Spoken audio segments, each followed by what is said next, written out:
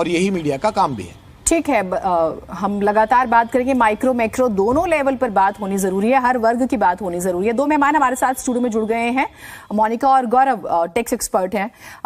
मोनिका, हम बार बार tax slab का जिक्र करें, एनालिसिस कीजिए जरा, ये जो तकरीबन 9 साल बाद एक बड़ा चेंज हुआ है स्लैब में, कैसे देखती हैं आप? नहीं, ये बेनिफिट बहुत अच्छा है, इससे मिडिल क्लास के बहुत लोगों को फायदा होगा। अगर आप देखिए 7 लाख तक आपको कोई टैक्स नहीं देना, पहले अगर आपकी इनकम 10 लाख तक है तो एटलीस्ट आपको 15,000 का बेनिफिट हो रहा है। अगर आपकी इनकम 15 लाख तक है तो आपको 37,000 के आसपास का आपको बेनिफिट होगा। लेकिन ये जो चॉइस है आपको न्यू रिजिम और ओल्ड रिजिम ऑप्ट करने की, सिर्फ सैलरी क्लास में है। बिजनेस क्लास को ये ऑप्शन नहीं दिया गया है। अगर वो एक बार ओल्ड रिजिम ऑप्ट कर लेते हैं या न्यू रिजिम ऑप्ट कर लेते हैं तो उनको हर साल उसी में रिटर्न फाइल करना पड़ेगा। आप देखेंगे सबसे ज्यादा अनसर्टेनिटी बिजनेस में ही होती है। आज आपका बिजनेस बहुत अच्छा है, कल आपका बिजनेस ना चले। आपने कोविड पेंडेमिक में देखा कि कितने सारे बिजनेस बंद हो गए या कई लोगों का बिजनेस डाउन हो गया। तो वहां बिजनेस क्लास को भी चॉइस देनी चाहिए थी कि वो असेसमेंट कर सके कि किस रिजिम में उनका टैक्स कम आता है, वो किस रिजिम में उनको पे करना चाहिए। ये उनको ऑप्शन नहीं दिया गया। ये लोगों को उम्मीद थी कि उनको दिया जाएगा, बट ये इसमें थोड़ी सी लोगों को निराशा हुई कि ये ऑप्शन उनको नहीं दिया गया। गौरव, आप कैसे देखते हैं? ये बिल्कुल एक काफी, मैं कहूंगा, लोक लुभावन बजट रहा है। सरकार को इलेक्शन को मद्देनजर उन्होंने बिल्कुल तो आप चुनावी बजट कह रहे हैं सीधा सीधा। 9 स्टेट्स में इलेक्शन है विधानसभा के, और 24, क्योंकि पिच तो तैयार करनी है ना। बिल्कुल, और ये आखिरी बजट है जो पूर्ण बजट होगा इस सरकार का। हाँ। तो डेफिनेटली गवर्नमेंट ने उसको कंसिडर करते हुए मिडिल क्लास को एक काफी अच्छी राहत दी है।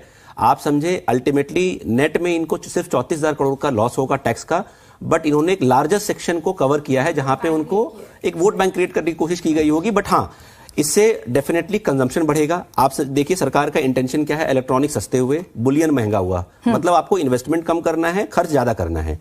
दूसरा, केपेक्स पे बहुत इनका थ्रस्ट है। आप देखिए 33% से केपेक्स बढ़ाया गया, 7.5 लाख करोड़ से 10 लाख करोड़ का बजट कर दिया गया है। दूसरा, स्टेट्स को आपने 50 साल तक tax free, interest free credit दे रहे हैं, और उसमें कंडीशन ये लगाई गई है कि वो सारा पैसा फाइनेंशियल ईयर 23-24 में ही खर्च करना है। मतलब इलेक्शन से पहले सारा केपेक्स हमारा यूटिलाइज हो जाए। तो केपेक्स पे पूरा फोकस है इनका, कंजम्पशन पे है। At the same time youth को भी अपील करने की पूरी कोशिश है। 47 लाख लोगों को स्टाइपेंड दिया जाएगा। मतलब जितने अनएम्प्लॉयड होंगे उनको एक स्किल डेवलपमेंट भी हो और उनको साथ में पैसा भी मिले, क्योंकि PMKVY 4.0 का भी अनाउंसमेंट है। मैंने अभी डिटेल में वो पूरा पढ़ा नहीं है, बट डेफिनेटली यूथ को भी इसमें कंसिडर करने की कोशिश की गई है। और मैं कहूंगा टैक्स में उन्होंने मिडिल क्लास को काफी अच्छी राहत दी है। जो ज्यादा शिकायत करता है, क्योंकि मार उसका ज्यादा पड़ती है, तो मैं इसको बहुत बहुत इजी वर्ड्स में समझने की कोशिश करेंगे कि जो एक लोअर क्लास होती है, मिडिल क्लास और अपर क्लास, इजी वर्ड्स में समझेंगे इसे। मिडिल क्लास से का तो जिक्र हम लगातार कर रहे हैं। मैं मोनिका चाहूंगी एक बार जो लोअर क्लास है उसकी एक बार बात कीजिए कि उसे क्या मिला। देखिए, अगर मैं लोअर क्लास की बात करूं तो लोअर क्लास को जो भी बजट है ये मिडिल क्लास के लिए तो बहुत अच्छा है, लेकिन लोअर क्लास को अगर हम बात करें तो उसको कुछ भी नहीं मिला।